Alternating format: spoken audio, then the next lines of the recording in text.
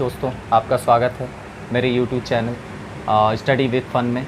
मैं बहुत दिन बाद आपके लिए फिर से एक वीडियो लेकर आया हूँ। काफ़ी दिन हो गए थे मैंने वीडियो नहीं बनाया था, थोड़ा सा मैं बिजी हो गया था अपनी रोज़मर्रा की ज़िंदगी में। लेकिन फिर से मुझे लगा, कई बच्चों के फ़ोन आ रहे थे कि सर अभी कोरोना काल में कोचिंगें बंद हैं, क्लास तो चल नहीं रही है, तो कम से कम क्लास लीजिए सर, ऑनलाइन पढ़ाइए। तो मैंने थोड़ा सा सेटअप लगाया है, ये छोटा सा। अभी उतना साफ़ शायद आपको वीडियो ना दिखाई पड़े, लेकिन धीरे धीरे मैं डेवलप करूँगा इसको, ठीक है। तो आज मैं पीईटी का और यूपीएसआई के एग्ज़ाम को देखते हुए एक छोटी सी ट्रिक लेकर आया हूँ, और जो कि आपको संविधान की अनुसूचियों के लिए।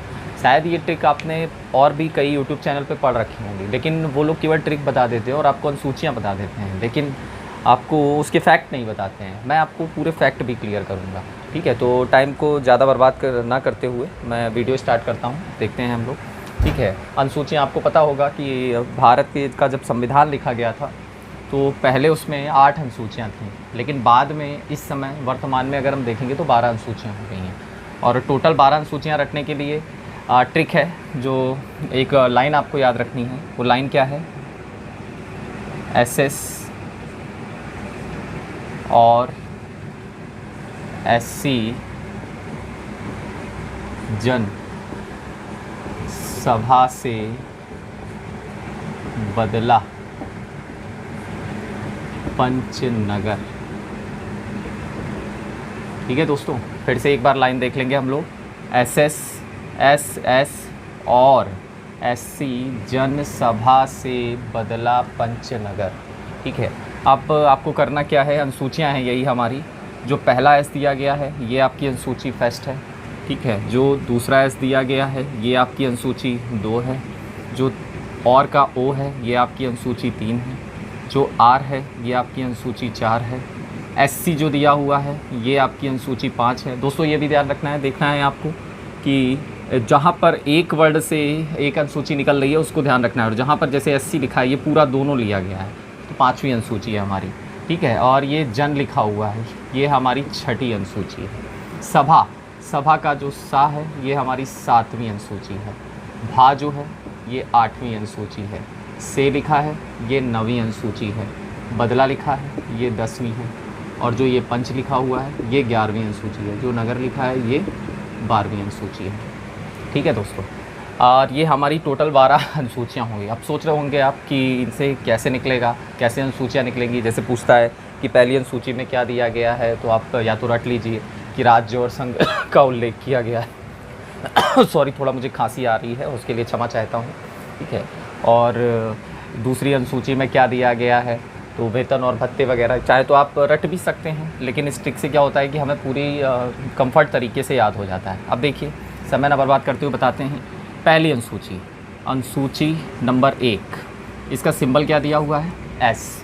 तो एस से हो जाएगा हमारा, आधी इंग्लिश आधी हिंदी करनी है। एस से हो जाएगा स्टेट्स, और आधी हिंदी कर दो, याद करने में दिक्कत ना हो। और संघ का उल्लेख, ठीक है दोस्तों। स्टेट और संघ का उल्लेख, यानी कि राज्य और संघ का उल्लेख, ये हो गया हमारी पहली अनुसूची, ठीक है। सेकंड देखते हैं। सेकंड का सिंबल फिर से एस दिया है। तो सबसे पहले देखिए, अब आपको ये भी कन्फ्यूजन नहीं होना है कि नहीं 2 एस दिया हुआ है तो पहले स्टेट्स आएगा कि सैलरी आई। भाई देखिए, पहले राज्य होते हैं फिर उसके अंदर चीज़ें होती हैं। तो यहाँ पर स्टेट्स पहले वाले एस से आ गया। अब दूसरा एस जो है तो उसमें सैलरी, एस से क्या हो जाएगा? सैलरी, आधी हिंदी कर लो इसमें। और पेंशन पदाधिकारियों के, ठीक है। सैलरी और पेंशन पदाधिकारियों के, ठीक है। तो हमारी दूसरी अनुसूची में वेतन और भत्ते दिए गए हैं। जो हमारे पदाधिकारी होते हैं, राष्ट्रपति, प्रधानमंत्री, इनके सब वेतन भत्ते वगैरह दिए गए हैं। तीसरी अनुसूची का सिंबल है ओ। तो ओ से हमारा, इसका भी इंग्लिश से ही है, ओ से हो जाएगा औत, ठीक है। औत का मीन्स होता है शपथ, हिंदी में क्या बोलते हैं इसको? शपथ, यानी कि शपथ पदाधिकारियों की। इसमें शपथ का उल्लेख किया गया है। जो हमारे मंत्रीगण, नेतागण होते हैं, इनकी शपथ का उल्लेख दिया गया है, ठीक है। तो ये हमारी तीसरी अनुसूची थी। अब बात करते हैं हम लोग चौथी अनुसूची। चौथी अनुसूची का सिंबल है आर। इसको डायरेक्ट हमें हिंदी में ही लिख देना है आर से। इसमें है राज्य सभा में सीटों का बंटवारा। ठीक है, क्या दिया गया है? राज्यसभा में सीटों का बंटवारा, मतलब राज्यसभा में किस राज्य से कितनी सीटें ली गई हैं तो उनके बंटवारे के बारे में दिया गया है। किस राज्य से कितनी सीटें आई हैं, जैसे हमारे केंद्र शासित प्रदेश हैं तो केंद्र शासित प्रदेश आपको ये भी पता होना चाहिए कि राज्यसभा में सीटें वहीं से आती हैं जहाँ पर विधानसभाओं का गठन होता है, क्योंकि राज्यसभा के सदस्यों को चुनने का अधिकार राज्यों की विधानसभाएं करती हैं। तो केंद्र शासित प्रदेशों में अगर हम देखेंगे तो अभी तक फ़िलहाल 2 केंद्र शासित प्रदेश थे, हमारे दिल्ली और पांडिचेरी, यहीं से राज्यसभा सीटें आती थी। हाँ, मानते हैं कि अब इस समय जम्मू और लद्दाख का बंटवारा कर दिया गया, तो अभी आगे कुछ इसमें डिसाइड नहीं हुआ है, जैसे डिसाइड होगा तो मैं आपको बता दूंगा। ठीक है, तो राज्यसभा में सीटों का बंटवारा है। इसके बाद देखते हैं हम लोग एससी, 5वीं अनुसूची, जिसका सिंबल है एससी। तो सीधे कुछ नहीं करना है आपको, सीधे एससी व एसटी क्षेत्रों का प्रशासन। ठीक है, इसमें एससी व एसटी क्षेत्रों का प्रशासन दिया गया है। तो आपकी 5 अनुसूचियाँ हो गई। पहले में है स्टेट्स और संघ का उल्लेख, दूसरे का सिंबल है सैलरी और पेंशन पदाधिकारियों की, तीसरे में हो दिया हो सॉरी औथ यानी कि शपथ पदाधिकारियों की, फिर चौथे में आर दिया हुआ है राज्यसभा में सीटों का बंटवारा, 5वीं में एससी व एसटी क्षेत्रों का प्रशासन। तो आपकी ये 5 हो गए। ठीक है, और आप देखते जाइए, अगर चाहें तो नोट्स भी बना सकते हैं। अब आगे बात करते हैं हम लोग, इसको हटा दे रहे हैं हम लोग। ठीक है, आगे का देखते हैं।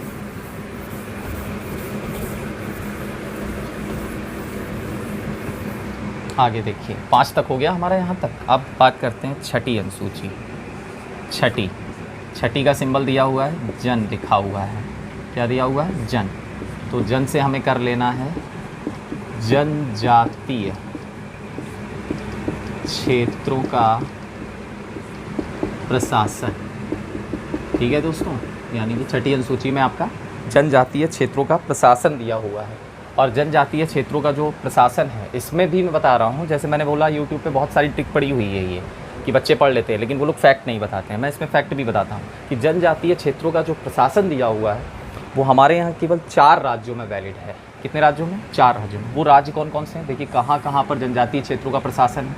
यानी कि जैसे कभी कभी क्वेश्चन आ जाता है कि छठी अनुसूची कितने राज्यों में लागू है। ये पूरे भारत में लागू नहीं की गई है, जहाँ पर जनजातियाँ पाई गई हैं सर्वाधिक वहीं पर लागू की गई है।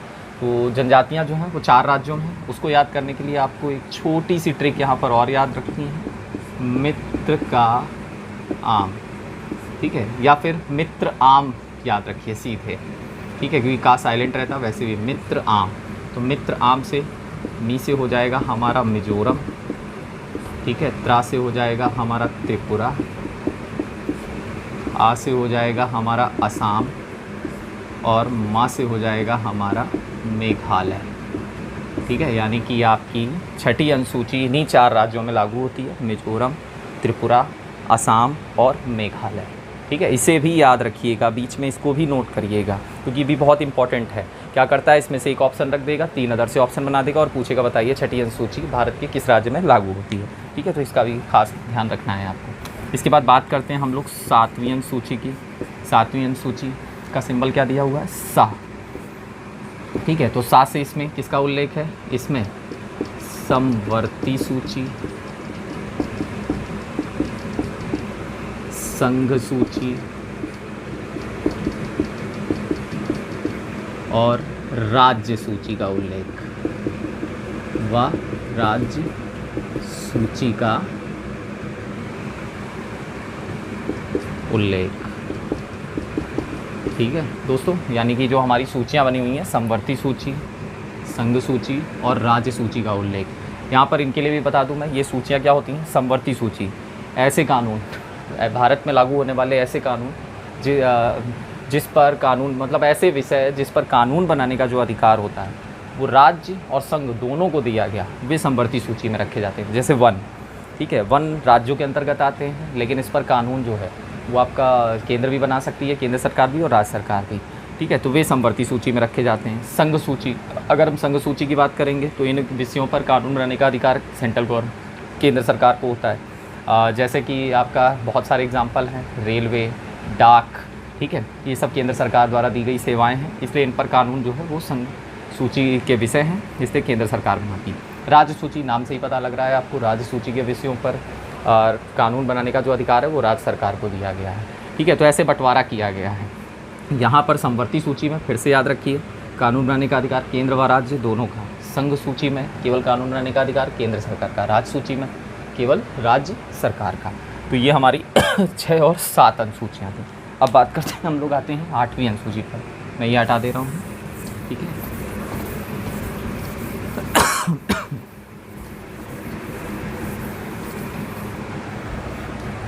अब आते हैं हम लोग अनुसूची नंबर 8, ठीक है। 8वें का सिंबल क्या दिया हुआ है आपका? 8वें का सिंबल है भा। तो भा से हो जाएगा भाषाओं का उल्लेख, मतलब जितनी जो भाषाएं दी हुई हैं हमारी, वर्तमान में आप जानते होंगे टोटल 22 भाषाएं हैं, तो 22 भाषाओं का उल्लेख किया गया है, ठीक है। और 22 भाषाओं का जो उल्लेख किया गया है, पहले जब हमारा भारत आज़ाद हुआ था उस समय जो भारत में भाषाओं को मान्यता दी गई थी वे 14 भाषाएं थीं। कितनी भाषाएं थीं? 14। लेकिन वर्तमान में समय समय पर संविधान संशोधन करते हुए क्या गया है कि भाषाएं जो हैं वो बढ़ती चली गई। राज्यों का गठन हुआ भाषाई आधार पे और भाषाएं जो हैं वो बढ़ती चली गई। तो वर्तमान में अगर हम देखेंगे तो 22 भाषाएं हैं। कितनी भाषाओं का उल्लेख किया गया है? 22 भाषाएं, ठीक है। टोटल 22 भाषाओं का उल्लेख किया गया है, जिनको भारत की राजकीय भाषाएं माना गया है। तो एक चीज़ और ध्यान रखिएगा, भारत की कोई भी राष्ट्रीय भाषा नहीं है, ठीक है। कुछ लोग सोचते हैं कि हिंदी भारत की राष्ट्रभाषा है, ऐसा नहीं है। हिंदी को भारत की राष्ट्रभाषा नहीं माना गया, क्योंकि अगर हम हिंदी को भारत की राष्ट्रभाषा मान लेते तो ये और भाषाओं के साथ में दुहाती होती, ठीक है। इस चीज़ को भी ध्यान रखिएगा। अगली 9वीं अनुसूची है हमारा। 9वीं अनुसूची में देखेंगे तो सिंबल दिया हुआ है से, ठीक है। से आपको याद रखना है, इसमें दिया गया है संपत्ति अधिग्रहण विधियों का उल्लेख, मतलब इसमें संपत्ति अधिग्रहण की विधियों का उल्लेख किया गया है, ठीक है। पढ़ते हैं जब आप बुक में तो ऐसे ही दिया रहता है, लेकिन मैं थोड़ा सा क्लियर कर दूं इसको। एक तरीके से आप इसको ऐसे भी पढ़ सकते हैं, भू सुधार व जमींदारी प्रथा उन्मूलन, ठीक है। यानी कि भू सुधार किए गए हैं और जमींदारी प्रथा जो पुरानी सदियों से चली आ रही थी, तो उसको देखते हुए हमें एक अनुसूची जोड़नी पड़ी यहाँ पर। हाँ, जैसा कि मैंने पहले बताया था आपको कि पहले संविधान में 8 अनुसूचियाँ थीं, अब ये 9वीं, यानी कि यहाँ से अनुसूचियाँ जुड़ी हैं। तो ये पहली अनुसूची जोड़नी पड़ी। आपको याद होगा कि भारत की आज़ादी के बाद जो हमारे यहाँ भारत में चलाया गया पहला आंदोलन था वो था भूदान आंदोलन। तो भूदान आंदोलन के थ्रू किया क्या गया कि भूदान आंदोलन विनोबा भावे जी ने चलाया था, जिसमें ज़मींदारी प्रथा वगैरह चल रही थी। तो उन और कुछ भू की कमियां थीं, उनको सुधार के लिए क्या किया गया, एक अनुसूची जोड़ दी गई थी, जिसे 9वीं अनुसूची कहा गया। और इसी में संपत्ति अधिग्रहण की विधियों का उल्लेख, यानी कि भू सुधार और जमींदारी प्रथा का उन्मूलन किया गया। आपको ये ध्यान रखना, फैक्ट मैंने जैसा कि कहा था कि 9वीं अनुसूची, तो आपको संशोधन भी याद रखना है, किस संशोधन से आई। तो आपको ध्यान रखना है ये हमारे संविधान का फर्स्ट संशोधन था, ठीक है। फर्स्ट संशोधन, यानी कि 9वीं अनुसूची किस संशोधन से जुड़ी? फर्स्ट संशोधन 1951 में जोड़ी गई, ठीक है। यानी कि 9वीं अनुसूची अगर पूछेगा कि संविधान संशोधन से जोड़ी गई है, पहले संविधान संशोधन 1951 के द्वारा, ठीक है। तो ये आपकी 9 सूचियाँ हो चुकी हैं। अब बात करते हैं हम लोग 10वीं, 11वीं और 12वीं की।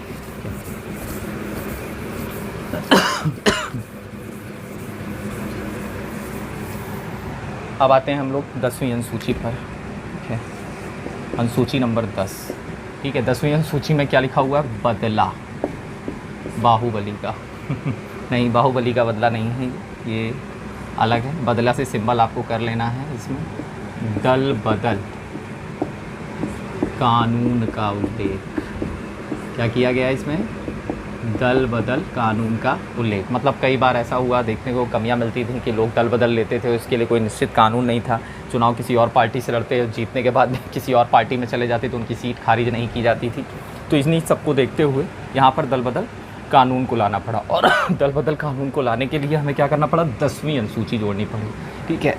तो 10वीं अनुसूची जो आई है वो किस संशोधन से आई है, इसको भी ध्यान रखिएगा। तो ये जो आई है ये 52वां संशोधन। कौन सा संशोधन? 52वां संशोधन 1985 में जोड़ी गई। ठीक है, 52वां संशोधन 1985 में जोड़ी, यानी कि जो 10वीं अनुसूची है उसको 52वें संविधान संशोधन के द्वारा 1985 में जोड़ा गया था, यानी कि 1985 में हमारी 10 अनुसूचियाँ हो गई थी।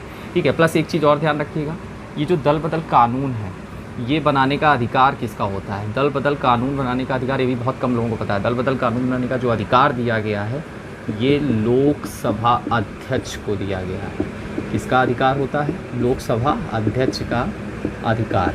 ठीक है, यानी कि दल बदल कानून बनाने का जो अधिकार होता है वो लोकसभा अध्यक्ष को होता है। ठीक है, इस चीज़ को भी विशेष तौर पे ध्यान रखिएगा। तो आपकी ये 10 अनुसूचियाँ होंगी। ठीक है, अब बात करते हैं 11वीं और 12वीं की।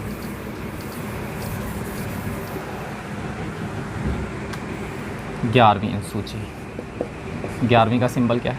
पंच।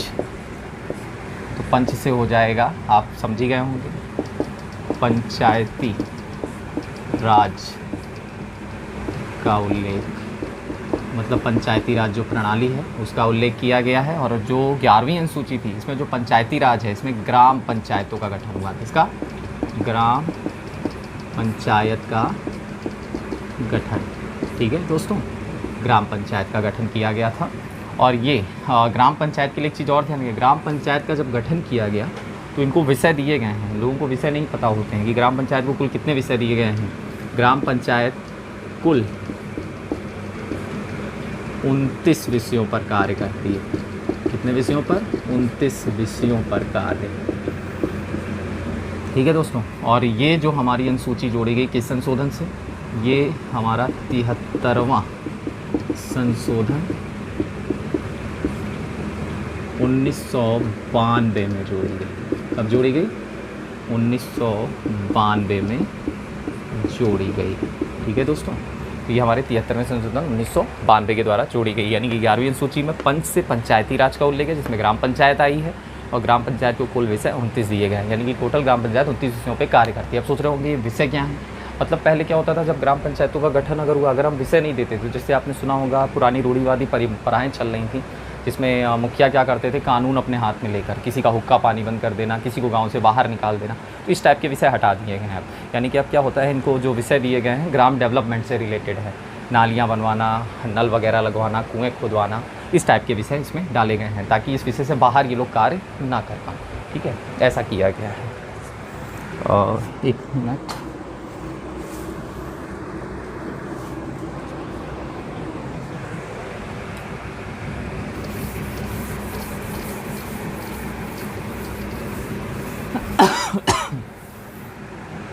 अब दोस्तों हमारी आखिरी अनुसूची बची है 12वीं अनुसूची का सिंबल है नगर। अब आप समझ ही गए होंगे, नगर से नगर पंचायतों का उल्लेख किया गया है।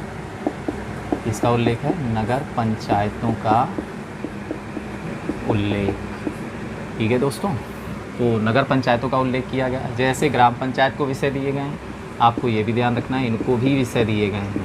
इनके कुल विषय अगर हम देखेंगे तो कुल विषय हैं इनके 18। अगर आपसे पूछेगा ग्राम पंचायत कितने विषयों पर कार्य करती है, 18 विषयों पर। ठीक है, और ये किस संशोधन से आया? ये जो संशोधन था जस्ट ग्राम पंचायत के बाद वाला 74वां संशोधन 1992 में जोड़ी गई। 1992 में जोड़ी गई।